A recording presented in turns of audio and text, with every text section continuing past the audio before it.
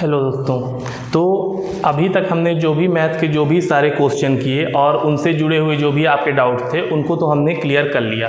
अब आज का जो हमारा लेक्चर होगा उसमें हम देखेंगे कि जो हमारे पुराने क्वेश्चन थे और उससे जुड़े हुए, जैसे कि जो अभी तक आप क्वेश्चन तो कर पा रहे हैं लेकिन क्वेश्चन में टाइम ज़्यादा लग रहा है, कैलकुलेशन में कैसे दिक्कत आ रही है, क्योंकि क्वेश्चन में तो कोई ऐसा ये नहीं है कि क्वेश्चन में कोई स्पेशल ट्रिक है या ऐसा कोई लेंदी चीज़ें हैं कि जो नहीं हो पा रही। तो आज हमारा जो मेन मोटिव होगा कि हम यह देखेंगे कि जो मैथ से जुड़े हुए जो हमारे क्वेश्चन हैं उनको हम ट्रेडिशनल तरीके से कर रहे हैं तो वो कैसे कर पा रहे हैं, और आज जो मैं आपको उससे जुड़ी हुई जो विधियां बताऊंगा और उसमें जो क्वेश्चन को हम ट्रिक लगा के करेंगे तो उसमें हम क्या डिफरेंस पाते हैं, कैसे आप उसको कम टाइम में और ज़्यादा अच्छे तरीके से कर पाएंगे, और उसमें कैसे आपकी जो इफिशियंसी है वह कैसे अच्छी हो पाएगी।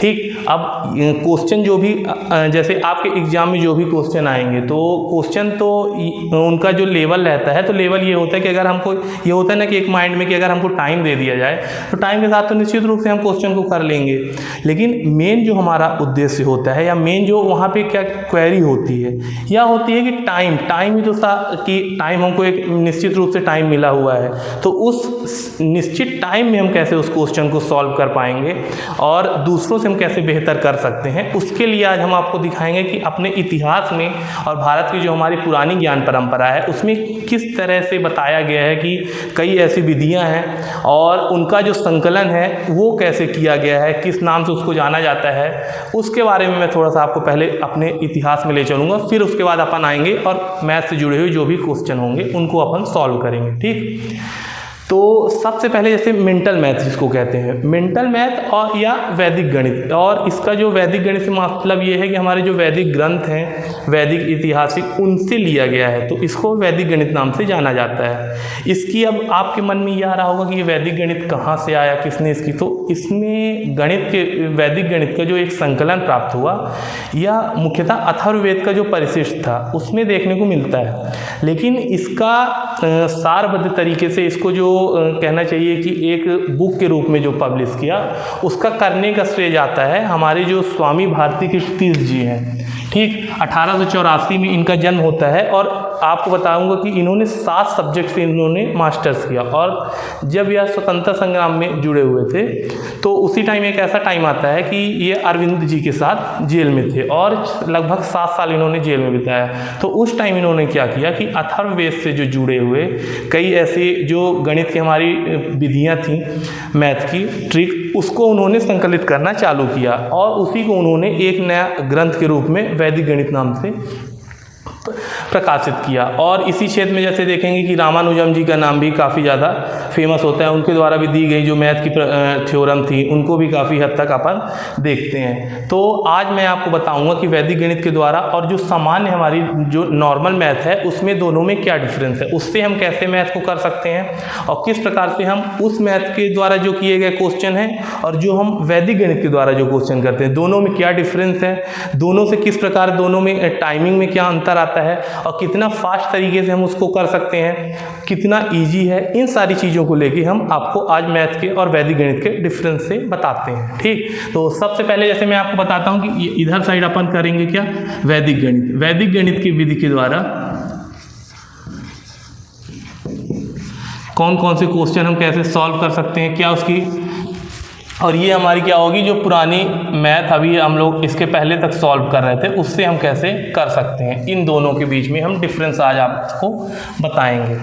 अब जैसे आपके मन में भी ये क्वेश्चन आ रहा होगा कि अगर ये मैथ इतनी इजी है और क्या सारे जितने भी क्वेश्चन हैं हम सबको कर सकते हैं, तो निश्चित रूप से ऐसा नहीं है। कुछ ट्रिक ऐसी होती हैं कि वो कुछ जगह ही अप्लाई होंगी, लेकिन एक जो क्रॉस मल्टीप्लाई वाला जो क्वेश्चन है या जो ट्रिक है उसको हम कहीं भी यूज कर सकते हैं, जिसको ऊर्ध्व दिर्घाम कहा जाता है।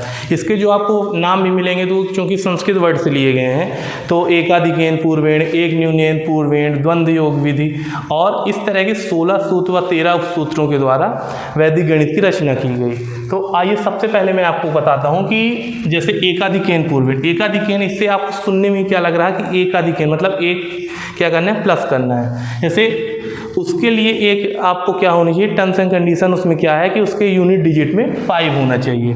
ठीक, जैसे अपन क्या करते हैं 95 इंटू 95। ठीक, अब इसमें क्या है कि इसके यूनिट डिजिट में पहली कंडीशन क्या हो गई कि 5 है। हाँ ठीक है, 5 है, मतलब यहाँ पे क्या है, एकाधिकेन पूर्वेण लग सकता है। ठीक, अब इसको पहले हम क्या करेंगे, पहले हम आपको करके दिखाएंगे इसको नॉर्मल तरीके से कि नॉर्मल आप कैसे मैथ की अभी तक हम कर रहे थे, हम और आप कर रहे हैं, तो उसमें कितना टाइम लगता है। ठीक, अब इसमें जैसे अपन नॉर्मल तरीके से करते हैं तो क्या करेंगे, पहले 5 का इंटू करेंगे, फिर 9 का इंटू करेंगे।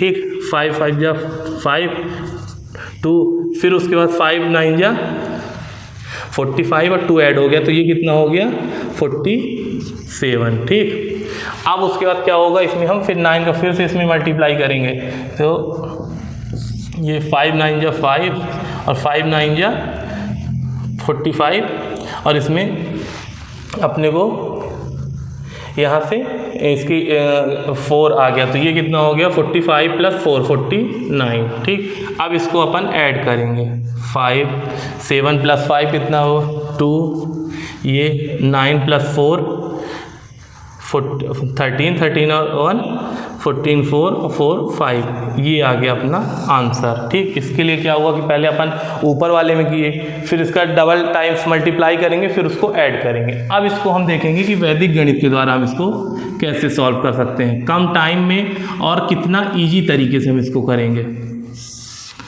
अब ये हो गया। ठीक, अब इसमें उसका जो क्या था, अपने को लगाना है एकाधिकेन,